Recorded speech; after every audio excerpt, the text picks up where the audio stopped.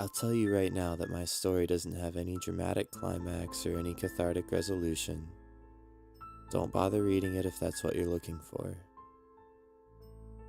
My story is of one very specific moment in my life, one which, try as I might, I cannot negate as a trick my exhausted brain played on me, or a momentary lapse of reason and subsequent plunge into childish fears. I think a fear of mirrors must be fairly common in this day and age. I remember when I was young, I saw one of those compilation TV horror shows, the ones where there'd be a different short scary story between commercial breaks. In retrospect, it wasn't the scariest thing in the world, and if I saw it again today, I would probably invite friends over and we could squash our collective fear by mocking the bad acting or ridiculous storyline. All I remember of it is that in the story, a man was being constantly tormented by a disfigured, murderous psychopath, but he only saw him when he looked in the mirror. The whole story was a typical song and dance of the man catching his stalker in the mirror behind him, turning to face him and finding nothing there. Maybe the reason I remember it so well is because it was so shortly after I heard my mom die. I say heard because I never saw her body.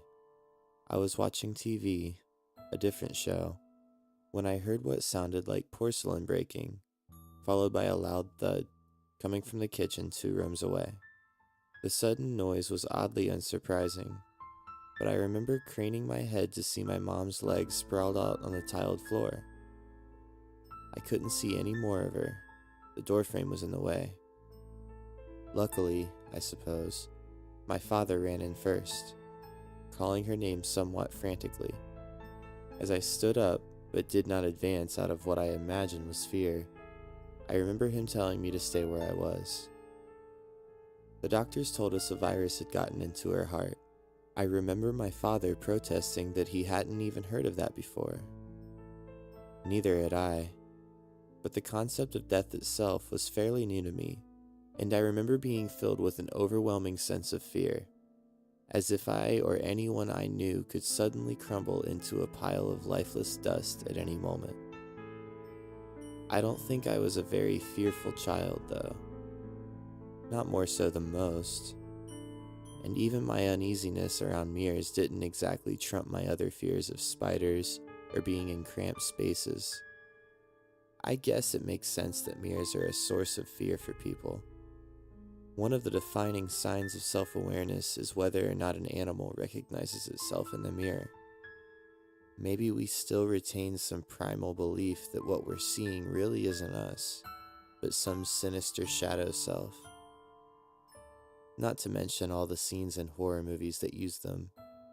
A character bends down to splash water in their face, and when they lift their head back up, their face is distorted in some gruesome way. I had just gotten home from a party at a nearby frat house. I lived in an old Victorian house that 4 of my friends from school and I rented. I was the only one home, having left the party early, if you can call 2 in the morning early, and my roommates were all still out. I ran upstairs to my room, exhausted and wanting nothing more than to lay in my bed and feel the rest of the world leave me behind. But I didn't. In rare form, I decided to take a few more steps down the hall to the old, poorly designed bathroom 2 of my roommates shared with me.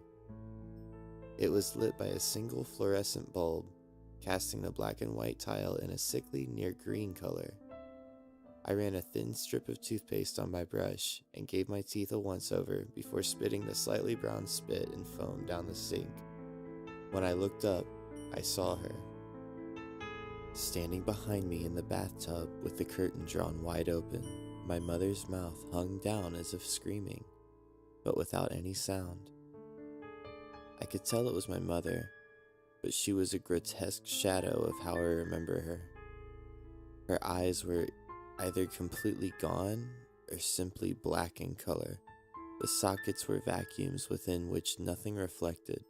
Her skin was so pale it was almost blue, and her dark hair looked drenched in water, hugging her scalp tight and falling in front of her shoulders in thin strips. Her mouth wasn't exactly screaming, so much as hanging open, impossibly open, much further than a person's jaw can extend. She seemed to be wearing a thin white nightgown, drenched like her hair, and clinging to her emaciated body. Her stick legs looked like they were going to buckle under her weight, while her arms reached back against the walls. I must have only seen her for seconds before turning, screaming and falling backwards, slamming hard against the tiled floor. The tub was empty. There had been no sound, and now as the echoes of my cry dissipated, I could only hear my heavy breathing. I don't know how long I lay on the floor of the bathroom, the fluorescent bulb dully buzzing as I became too frightened to even move.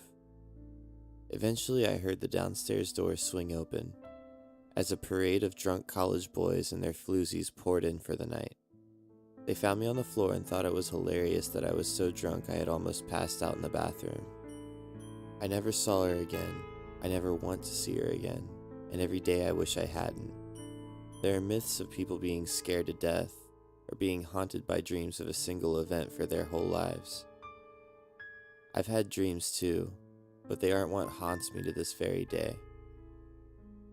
When someone you love dies, you tend to forget everything bad about them, but eventually your fond memories of them just coalesce into a fondness you share with everyone else that knew them.